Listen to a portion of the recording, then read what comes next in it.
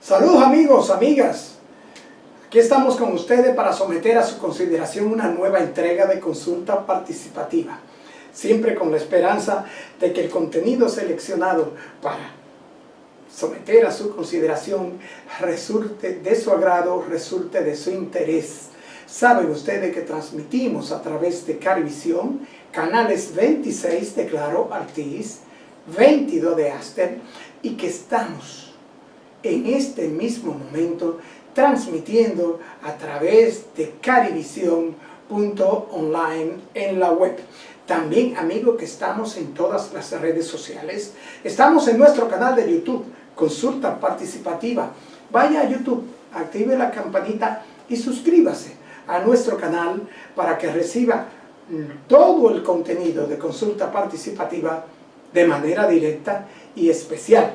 También, amigos, estamos en Instagram como Ricardo Opperman, todo juntito. Estamos en nuestra dirección electrónica consultaparticipativa@gmail.com. En Twitter estamos como @consultapar. En Facebook, Consulta Participativa. Y nuestro número de WhatsApp, nuestro número de contacto, el 809-769-4500.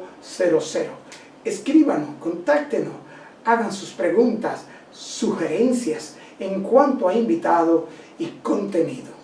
Amigos, y a la vez que agradecemos a todos ustedes la cortesía de su sintonía en día domingo, día de familia y de reposo, también queremos agradecer a todos los amigos Allende los Mares que nos reportan su sintonía.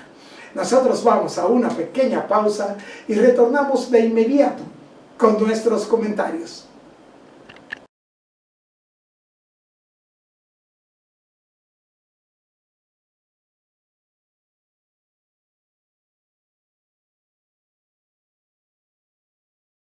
Amigos, amigas, y todos los seres humanos tienen derecho a la libertad de religión y creencias.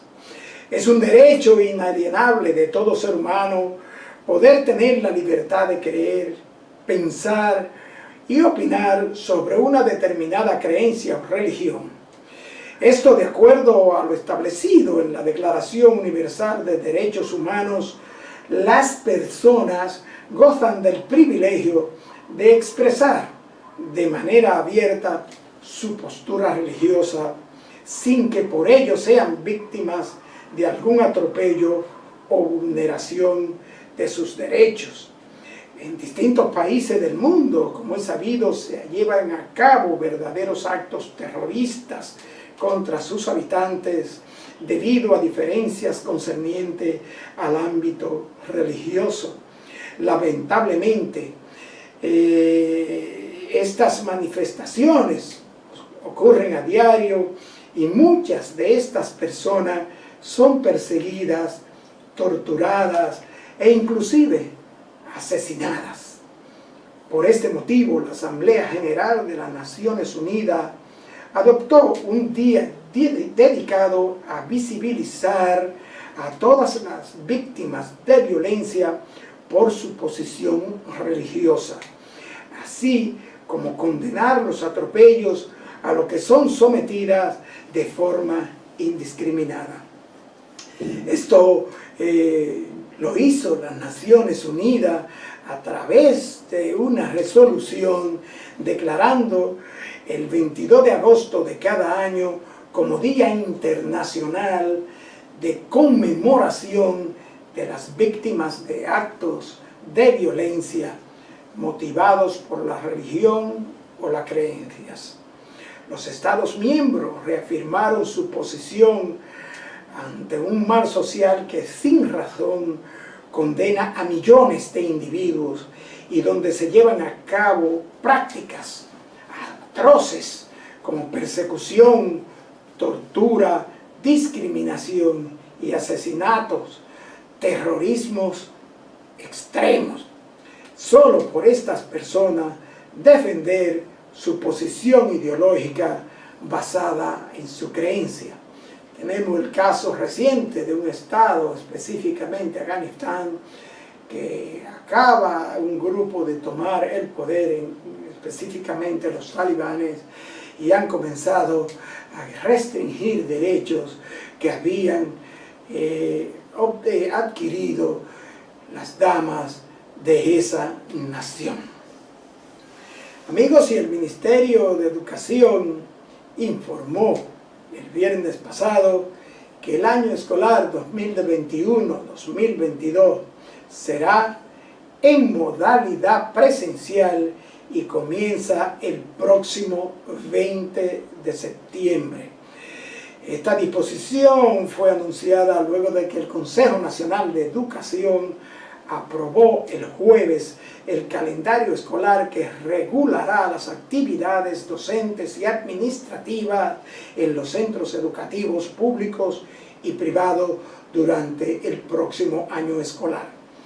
El ministro de Educación, Roberto Fulcar, declaró que el calendario escolar aprobado por el Consejo Nacional de Educación es de carácter flexible, por lo que el Ministerio de Educación podría insertarle cambios de acuerdo a las circunstancias, siempre procurando no afectar la ejecución de los días laborables previstos, apuntó el ministro.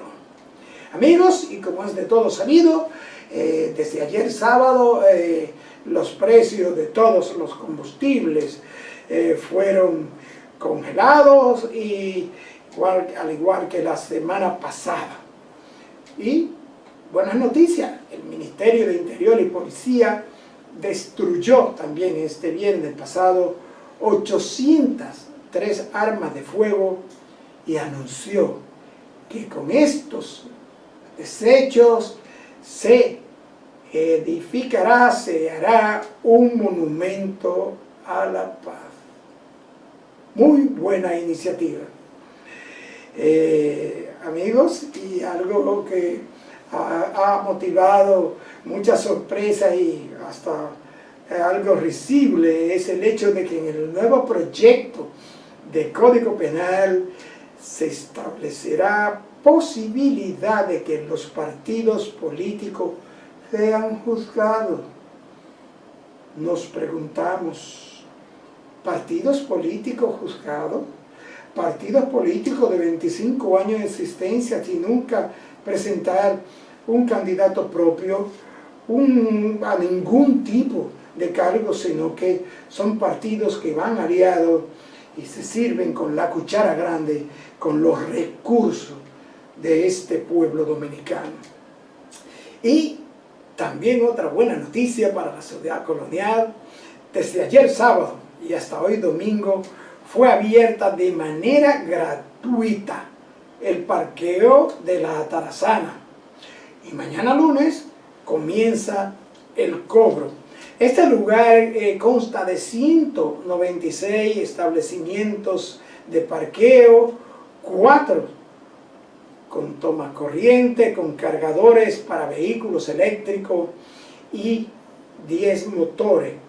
Pero según explicaron los directivos de este parqueo, esos espacios podrían llegar a 210 si en vez de usted subir y parquearse, se usa el sistema de valet parking. ¿Cuánto costará el sistema de valet parking? Y amigos, y finalmente la docencia en la UAS será virtual y las prácticas presenciales. Ingresarán aproximadamente 20.000 nuevos bachilleres para el próximo semestre. El próximo semestre de la UAS Autónoma de la Universidad Autónoma de Santo Domingo será un híbrido, virtual y presencial. Para los estudiantes cuya carrera requieran de práctica, las mismas serán de manera presencial y en pequeños grupos, ya sea esto en hospitales y laboratorios. Y también las carreras que tienen que ver con ciencias básicas como la ingeniería y la salud se harán de manera presencial. Y para el personal de hospital, el personal médico, el técnico médico, dice la rectora de la universidad en Polanco, que estarán dotados de toda la protección necesaria. Amigos, hasta aquí nuestros comentarios. Nosotros vamos a una pequeña pausa, no sin antes invitarle a que nos acompañen a una interesantísima entrevista con la doctora Rose Nina, médico, psiquiatra, psicogeriatra, hablando de terapia magnética. Volvemos en breve.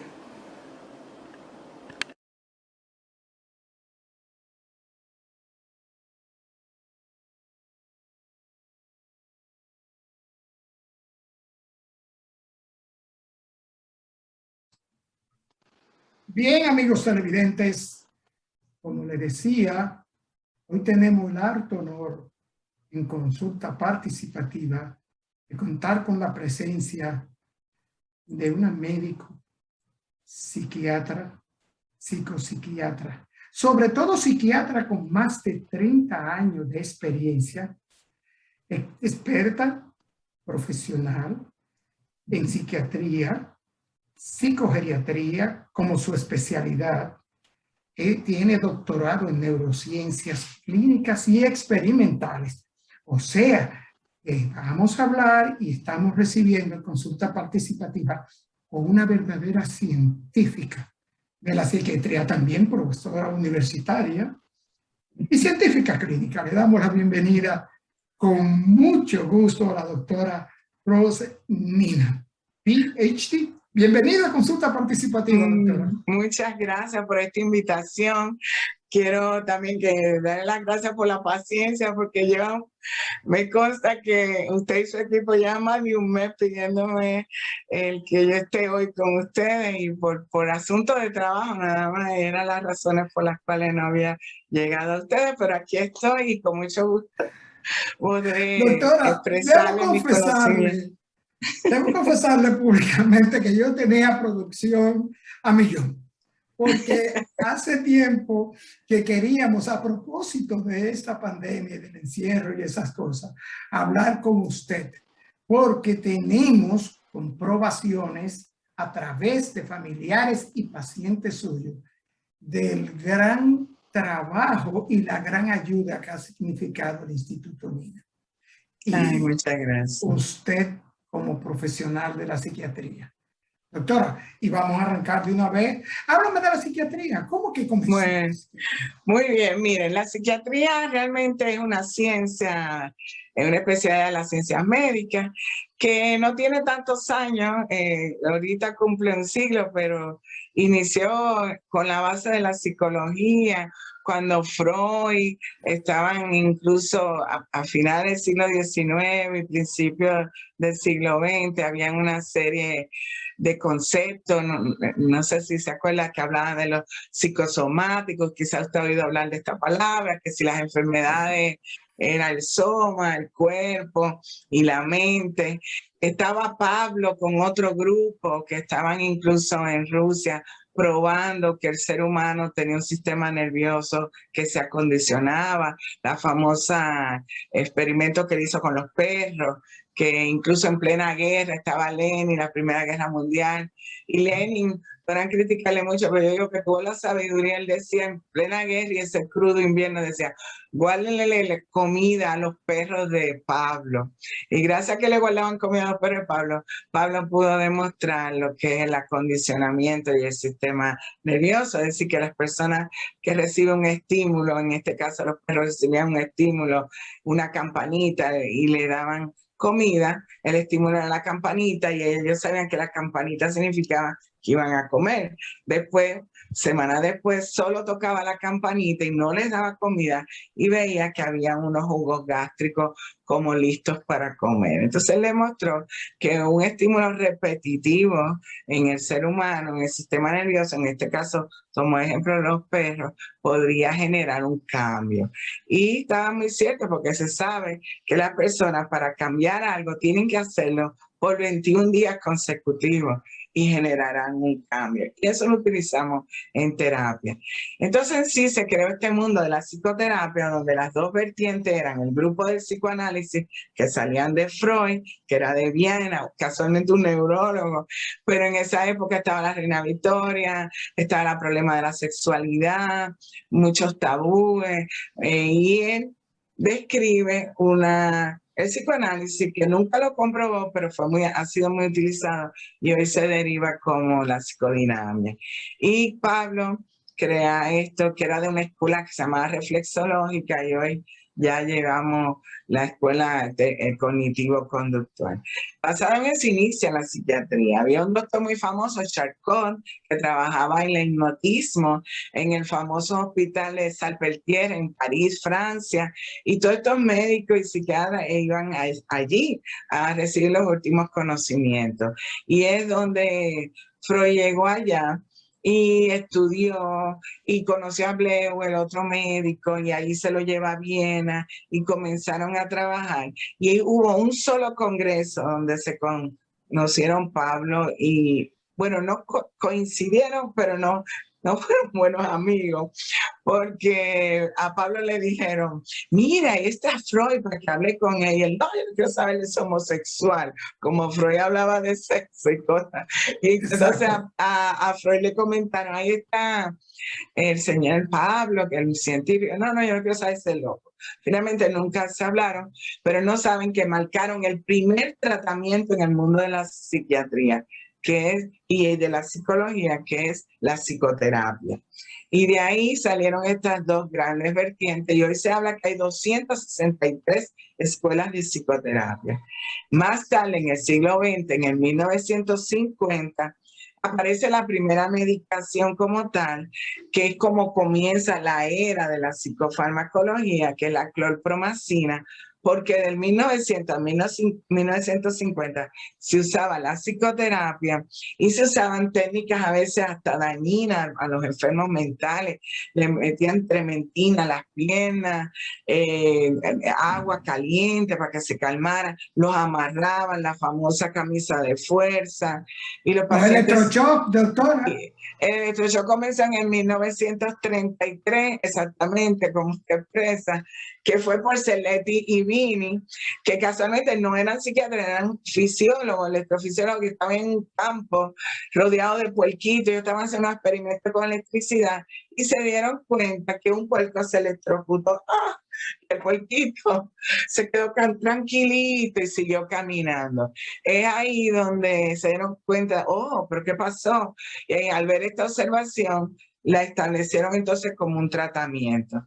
Para el 1950 existía el electroshock, existía la terapia de insulina, que era una terapia en la cual en la noche a los pacientes psicóticos les inyectaban insulina, les provocaban un coma y observaban que al otro día los que salieran vivos estarían mejor. Entonces, todo esto provocó a que Denken y un grupo de científicos pudieran producir un nuevo medicamento, un antipsicótico que se llamó clorpromacina. A partir de ahí, hasta el día de hoy, hay un grupo de familias de psicofármacos. Tenemos los antipsicóticos, los antidepresivos, los ansiolíticos, los estabilizadores del ánimo y los antidemenciales. Y depende del diagnóstico del paciente, en psiquiatría lo estamos utilizando. Al pasar el tiempo, la psiquiatría se diversificó, no solo trabajan psicoterapia y psicofármacos, se ha delegado más esto en el psicólogo clínico, la psicoterapia, y los psicofármacos que le llaman tratamiento biológico a la psiquiatría. Pero en el 1985 comenzó otro nuevo mundo de tratamiento, la cual le han llamado neuromodulación o neuroestimulación, que casualmente, como usted expresa, han tomado de antecedente a la electroshock en el 1933 como equipo histórico de esta escuela o de este nuevo mundo de tratamiento. Resulta que la neuromodulación o neuroestimulación se define como un equipo que directamente trabaja el cerebro a nivel o de energía eléctrica o energía magnética o sustancia para producir un cambio en el sistema nervioso central. El electroshock, bien utilizado, produce convulsiones y es muy invasivo para el paciente. Y tiene efectos secundarios muy exacto, fuertes. incluso Doctor. se habla de 800 apoptosis, muerte neuronal en cada sesión. Por lo tanto, ese equipo generó que comenzaran a pensar en nuevos equipos que no hicieran daño, no fueran invasivos por lo menos, y ayudaran de otra manera sin que el paciente sufriera tanto. Y ahí aparecieron otros grupos, y de ahí apareció la estimulación VNS, la estimulación del nervio vagal, que está aprobada en cierta manera por la FDA, que es como si fuera un marcapaso en el nervio décimo. Apareció la estimulación eléctrica transcranial, que no está aprobado por la FDA, que es energía eléctrica para el cerebro, menos no invasiva, menos nociva que un electroshock. Espérense ahí, doctora. No está aprobada la estimulación eléctrica transcranial por la FDA. Eléctrica transcranial, no magnética transcranial. No, eléctrica. Inclusive le hago un dato porque es posible que haya gente entrando en Amazon y pone eso, estimulación eléctrica transcranial, y le dicen que venden un equipo donde usted se lo aplica para depresión y lo cura. Y él no es real. Lo puede ayudar, pero no es real, no es así. Entonces, como esto es un tratamiento que aunque pareciera que en un futuro pueda ayudar, pero bajo otras condiciones, es decir, y otras exigencias que la FDA le ha pedido a estos que trabajan en la eléctrica transcranial que mejoren y presenten nuevos estudios. Después apareció la estimulación magnética transcranial. Transcranial repetitiva. Exacto, que es este equipo, y le hago la historia, fue descubierto en el 1985 por un profesor inglés que se llama Baker, está vivo hoy día, y en el 2017 recibió uno de los grandes premios como reconocimiento científico a este aporte que él hizo. Él y sus colaboradores en Inglaterra comenzaron con pacientes que eran de Parkinson y se dieron cuenta que la energía magnética basada en la teoría de, no sé si ustedes se acuerdan en física de Faraday, de la teoría de inducción electromagnética, basada en esta teoría, crean este equipo en el cual energía eléctrica se convierte en magnética atravesando, en este caso, el tejido cerebral, y ya dentro entró como magnética y dentro en las neuronas trabaja como eléctrica. Esto fue un éxito porque este primer estudio fue con pacientes de Parkinson y era un pulso y empezaron a notar que ellos mejoraran esos movimientos involuntarios. Pero en ese momento histórico habían también, estaba en un hospital general, habían pacientes psiquiátricos, habían pacientes con depresión y se les ocurrió, basado en el historial anterior de los otros equipos, oye, ¿por qué no hacemos un pulso repetitivo? Y ahí comenzaron y se dieron cuenta que el pulso repetitivo, ahí surgió entonces la estimulación magnética transcranial repetitiva, ayudaba no solo a curar la depresión, a desaparecer la depresión o a crear una remisión. Entonces hay un doctor que, Pascual Leone, que está vivo, es uno de los grandes, se considera los padres de la estimulación, es español y vive en Estados Unidos. Comenzó entonces a concentrarse en este equipo de estimulación magnética transcranial repetitiva con pacientes psiquiátricos. Pero no se quedó ahí, también fueron con pacientes de neurología y también siguieron con pacientes del trastorno del desarrollo con niños autistas, por ejemplo, o de déficit de atención. Pero con la depresión comenzaron, que fue el primer diagnóstico que se ha demostrado que es eficiente totalmente, remisión total en la estimulación magnética transcranial repetitiva. Ahí es que lo aprueba la FDA en el 2008 y lo aprobó EMA, la European Medicine Agency, los europeos, en el 2012. Y 2 años más tarde han aprobado también para el trastorno obsesivo compulsivo. Pero como este equipo promete tanto, porque se basa en 4 aspectos. Pero la gente pregunta, ¿y cómo es que funciona? Bueno, funciona basado en una energía magnética que entra a los tejidos cerebrales en campos donde están afectados y genera neurogénesis, significa nuevas neuronas, neuromodulación de estas neuronas, plasticidad, es decir, hace que estas neuronas que mejoran y curan se adapten a la nueva situación, a una normalidad. Por lo tanto, va a dar una neurofuncionalidad. Estos 4 principios de la estimulación magnética transcranial repetitiva ha ayudado entonces a que sigan estudiando miles de científicos de países desarrollados con diversos diagnósticos. Y ya hoy no se habla de depresión, se habla hasta de 42 diagnósticos. Y en psiquiatría, mi área específica, se habla de poder aplicar en depresión resistente. Por ejemplo, un paciente le hemos trabajado con psicofármacos, como debe ser, ante una depresión, y no responde, le cambiamos los medicamentos y no responde, y volvemos y cambiamos medicamentos y no responde. La primera entonces indicación después de todo esto es la estimulación magnética transcranial repetitiva. Bien, doctora, la estimulación magnética transcranial, harto comprobada su eficacia, pero díganos, ¿cuándo y cómo se determina en qué sección, en qué parte de la consulta clínica, cuándo se determina que se debe usar este procedimiento de estimulación magnética transcranial repetitiva? Esto, doctora, después de la pausa.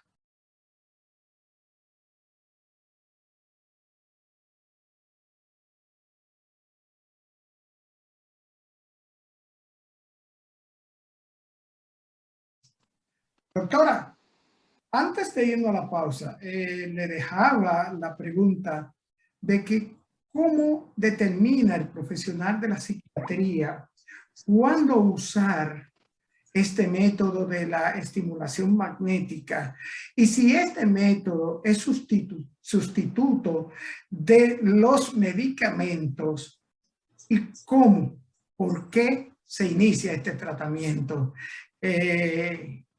Vamos arriba, doctora. Muy bien. Pues muy buena pregunta. Mire, la estimulación magnética transcranial tendría su primera indicación en una depresión resistente. Me explico. Depresión resistente significa que usted ha sido un paciente deprimido quizás por 8 años, por 10 años, porque se sabe por estudios que el 30% de los psicofármacos que utilizamos, el 30% de los pacientes que han sido o son depresivos no van a responder a los psicofármacos. Entonces, al no responder, siguen con la depresión. Estos son los no respondentes y por lo cual necesitaríamos un tratamiento porque el paciente sigue deprimido. La opción que han utilizado es el electroshock y el electroshock es muy invasivo, genera convulsiones, puede afectar el aparato cardiovascular. Entonces ahí entra la estimulación magnética transcranial repetitiva. Ahora mismo en los países desarrollados, Estados Unidos, en México, en Europa, a mí me fascina ver cómo en los hospitales tienen dentro, por ejemplo, hago el ejemplo de Clínica Mayo, si entra a la página de Clínica Mayo, va a ver que hay un departamento de la parte técnica de psiquiatría que incluye electroshock y estimulación magnética transcranial repetitiva. Y a estos pacientes que no responden, que su depresión no ha sido favorecida por los psicofármacos, enseguida la prescripción es estimulación magnética transcranial repetitiva. Ahora bien, también se dieron cuenta que en el trastorno obsesivo compulsivo, el paciente con trastorno obsesivo compulsivo no me responde muchas veces a los psicofármacos o tarda en mejorar. Y a veces son obsesiones, muchas obsesiones a la vez que tiene con compulsiones, porque este es un diagnóstico, para los que no saben, es complejo. Tiene una idea fija de hacer algo, por ejemplo, limpia la mesa, y hasta que no limpia la mesa, que es la compulsión, la idea fija es limpia la mesa, y el acto y la compulsión, hasta que no lo hace, no se libera de esa ansiedad. A veces el paciente tiene varias ideas obsesivas y varias compulsiones. Ese es un trastorno obsesivo compulsivo. Son esta gente extremadamente rígida, organizada, que a veces para poder, por ejemplo, yo tenía una paciente que para bañarse tenía que limpiar el baño por 1 hora y que todo estuviera organizado, el jaboncito y todo, y ahí era que ella se bañaba. Y eso le generaba un desgaste emocional impresionante. Ahí se da la estimulación. Ahora, hay otros diagnósticos, los cuales por experiencias clínicas, por medicina basada en evidencia y por experiencia anecdótica de muchos médicos, se está utilizando la estimulación. Y uno de los criterios ha sido que el paciente le dice a uno, no me quiero medicar, doctora, no me quiero medicar, y tiene, por ejemplo, un trastorno de ansiedad, un ataque de pánico, o tiene, por ejemplo, el estrés postraumático, que ahora mismo está con estas situaciones que han ocurrido, por ejemplo, en Haití, con el terremoto. Cada vez que avisan que ha habido un huracán o una tormenta, las personas, le defino el trastorno de estrés postraumático, para los que no saben, significa que es una persona que ante una catástrofe o un desastre y sintió que su vida estaba en extremo peligro o que iba a morir y pudo salir, esto se genera entonces este trastorno, el cual días después o semanas después el paciente va a tener pesadilla de lo que vivió, reminiscencia, flashback. Por ejemplo, esta persona de Haití me decían, hay un joven que dice que no, el ruido que producen el terremoto, siempre hay un ruido. Él dice que no puede olvidar ese ruido, ya lleva una semana, se mantiene. Eso es reminiscencia o flashback. Tienen miedo, tienen ansiedad, no pueden dormir bien. Este trastorno se puede curar con psicofármacos y podemos tratarlo, pero a veces dura hasta 6 meses, por ejemplo, los soldados que han ido a la guerra.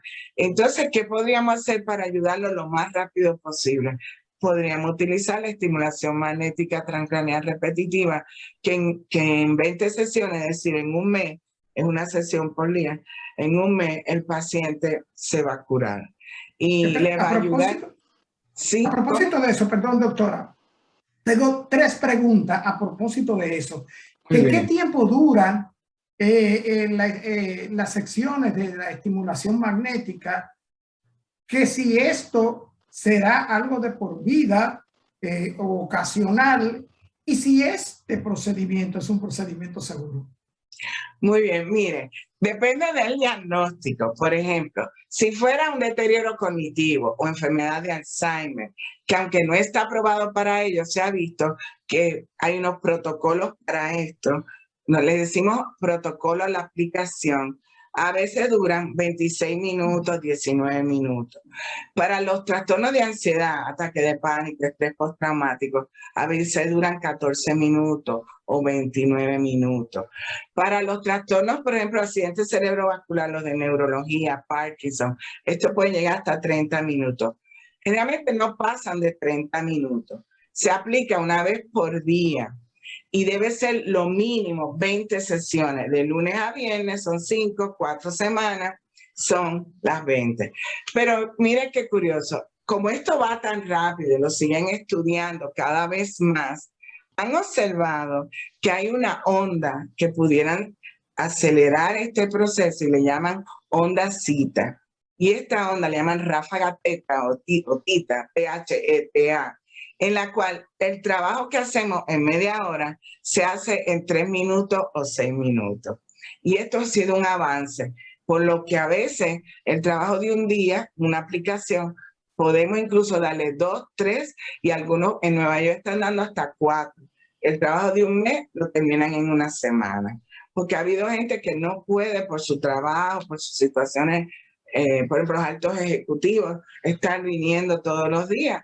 Entonces, yo he tenido la experiencia de gente que ha venido del exterior, gente que viene por 2 semanas, y hemos podido darle 2 por día y termina su tratamiento. Pregunta ahí, doctora. Terminó mi sección de estimulación magnética. ¿Puedo tranquilamente salir, encender mi auto y irme a mi oficina? Perfectamente. Mire, esto es bien curioso porque en Estados Unidos le ponen le ponen película, le dan hasta popcorn para que el paciente se sienta ahí tranquilito. El técnico tiene que estar al lado siempre vigilante, pero el paciente puede venir solo, sentarse, recibe su estimulación y se va. ¿Es seguro? Me preguntó. Sí, es seguro porque no es invasivo, pero podría dar manifestaciones. Se ha observado y se ha descrito a nivel mundial que lo más común ha sido dolor de cabeza. En mi experiencia, yo traje este equipo en noviembre de 2018 al país. Es la primera y hasta ahora otros colegas no lo han traído, pero ha sido increíble, ya vamos para 100. Solo he tenido un paciente que se me quejó de dolor de cabeza. Nadie más ha tenido otro efecto secundario. No hay vómito, no hay mareo, no hay No. náuseas. Se han descrito, porque me gusta hacer ética, en otros países hay gente que ha descrito cierto mareo después, pero lo más común es dolor de cabeza. Y hubo unos casos, 3 casos, que en Dinamarca, fue específico Dinamarca, porque algo sí tiene la estimulación y me fascina como profesional. El estimulador es un tratamiento, esta estimulación es un tratamiento. Por lo tanto, tenemos que tener un buen diagnóstico. Yo no puedo equivocarme en el diagnóstico y es por eso la importancia de evaluar al paciente, porque tengo gente que llega, ¡ay, rápido! Y eso no es así. Hay que hacerle una resonancia, un electroencefalograma, tenemos que hacerle analítica, pruebas neuropsicológicas y establecer el diagnóstico. Si yo me equivoco en el diagnóstico porque el paciente no me dio los datos suficientes o algo oculto, el estimulador me lo va a decir, porque a la semana el paciente comienza, ay, yo no me siento bien, ay, yo no me siento bien, y es porque me está diciendo que algo mal está ocurriendo. Entonces, quiere decir que el diagnóstico no es correcto. En Dinamarca ocurrió esto con 3 adictos, que no le dijeron a los psiquiatras que eran adictos a droga. Por lo tanto, esos llegaron 2 por depresión y 1 por ansiedad. Esos pacientes hicieron convulsiones. Entonces, cuando un paciente es adicto a droga, se le puede dar la estimulación, pero tienen que estar lo que se llama en es decir, rehabilitación, no tener droga en su cuerpo. Y para eso tengo que indicarle un antidoping. Porque he tenido casos de cocaína que han llegado. No, yo fui ayer que usé mi último. No puedo. Tienen que estar limpio un mes. Doctora, esto quiere decir que la estimulación pudiera chocar con cierta medicación, con los efectos de ciertas drogas usadas para por medicación. ejemplo, las benzodiazepinas, los ansiolíticos. Por eso yo tengo que establecer con el paciente que lo tengo que desintoxicar de clonazepam, alprazolam, que déjenme decirle, aquí me he encontrado que tristemente los colegas en general están indicándole clonazepam a las personas mayores de 60 años y benzodiazepina, que por los criterios geriátricos de medicación BEARS, que son las guías terapéuticas de la vejez, usted sabe, mi subespecialidad de psicogeriatría, está prohibida la benzodiazepina y ojalá este programa ayude a aclararle y tener esta información muchos colegas, a veces médicos primarios. En la vejez no se puede prescribir ni diazepam, ni alprazolam, ni clonazepam. Valium, por ejemplo, es el nombre común, Alplaz, Diocan.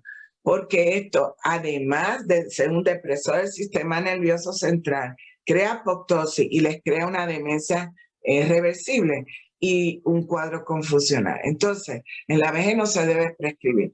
Cuando un paciente me llega, por ejemplo, que quiere que le dé estimulación para mejorar su memoria con un deterioro cognitivo o Alzheimer, muchos vienen prescritos con clonazepam. Entonces, yo tengo, por el bien de él, hacer un esquema que dura a veces 3 semanas y prepararlo para la estimulación, porque con esa droga yo no lo puedo tener con el estimulador. Entonces, lo que quiero decir, el tratamiento es válido, es seguro, ayuda, pero tiene criterios, no es una cosa alocada y es algo que tenemos que hacer por orden. y que desde que llegó al país le he dicho a mis colegas que está a sus órdenes, incluso a los psiquiatras que pueden referir sus pacientes, porque es un tratamiento que uno termina y vuelve y lo refiere a su médico. Y a los neurólogos, para que usted vea, han referido muchos casos en ACV, Parkinson, y en migraña. En migraña yo he tenido 3 casos increíbles, se le ha curado por completo. Doctora, tengo una pregunta de la jefa de este programa. Dice, pregúntale de los problemas de psiquiatría con esta cuestión del COVID. Pues miren, le tengo esto del COVID. Yo quisiera, si se puede, un minuto hablar. Este COVID ha creado nuevas situaciones. Por ejemplo, le hablo de un diagnóstico que no se veía ya, que le llaman el síndrome de la cabaña, que era que las personas, como le exigieron tanto quedarse en la casa, es un síndrome que viene de cuando la época invernal en Estados Unidos, en los 1800, la gente le decían, en verano guarden su comida y quédense en su cabaña. Y cuando terminaba el invierno, salían, porque ya podían salir, eran crudos inviernos, no había electricidad.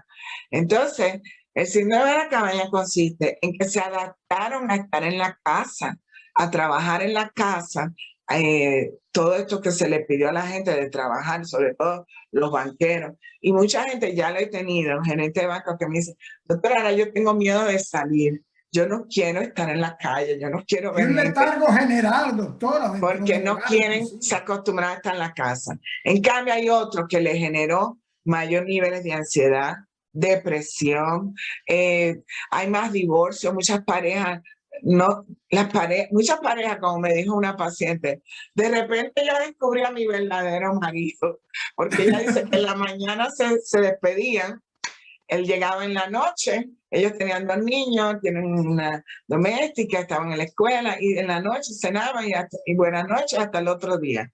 A veces salían y de repente han tenido que convivir 24/7 por año y medio o por lo menos esos 3 meses que pidieron.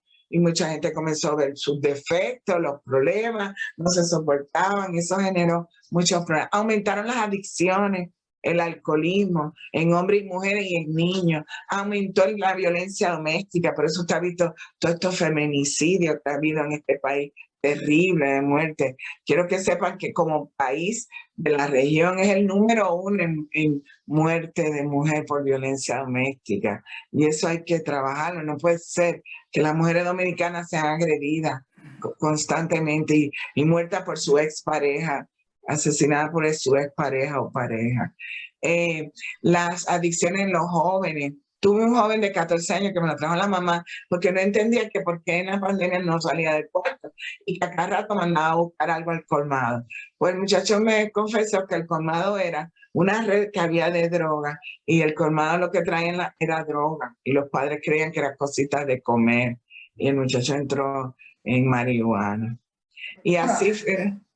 Se nos fue el tiempo, pero yo no quiero que usted se vaya, doctora. Primero, sin decirnos y decirle a nuestros amigos televidentes el número del Instituto Nina, cómo se pueden comenzar a comunicar con usted directamente, porque en un núcleo privado que hacemos en una peña, hablé de su entrevista, de que usted participaría hoy domingo con nosotros, y muchos me dijeron, lo importante es saber cómo contactarla, porque me dicen que conseguir cita con ella es tedioso. Dígame, doctora, ¿cómo es la mejor forma de comunicarse con usted? Bueno, yo hablar conmigo directamente le acepto que es difícil. Yo casi no cojo el teléfono porque siempre estoy trabajando.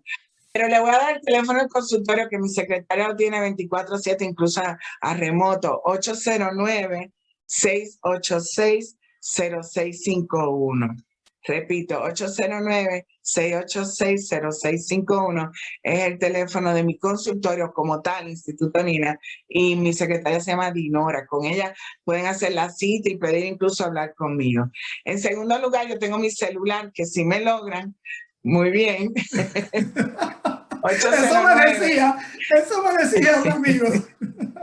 809-430-4010. El problema es que yo soy muy ética y cuando yo estoy con un paciente, le tengo prohibida a mi secretaria, ni que haya fuego en mi casa.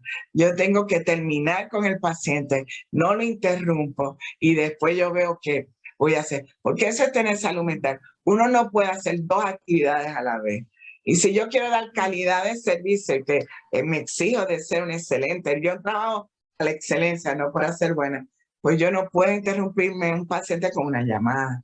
Pero para eso tengo una eficiente secretaria. Y por último, tenemos una página y estamos en todas las redes en la cual publicamos trabajos científicos. Hay un podcast todos los miércoles que el de esta semana es dedicado a la salud mental y a los cambios climatológicos, si esto afecta a la salud mental, que casualmente sí. Hay un síndrome, ahora hay un síntoma que se llama solastalgia, es lo que genera todos estos cambios a la salud mental del paciente o de la persona. Se llama www.institutonina.com. Y gracias por la invitación.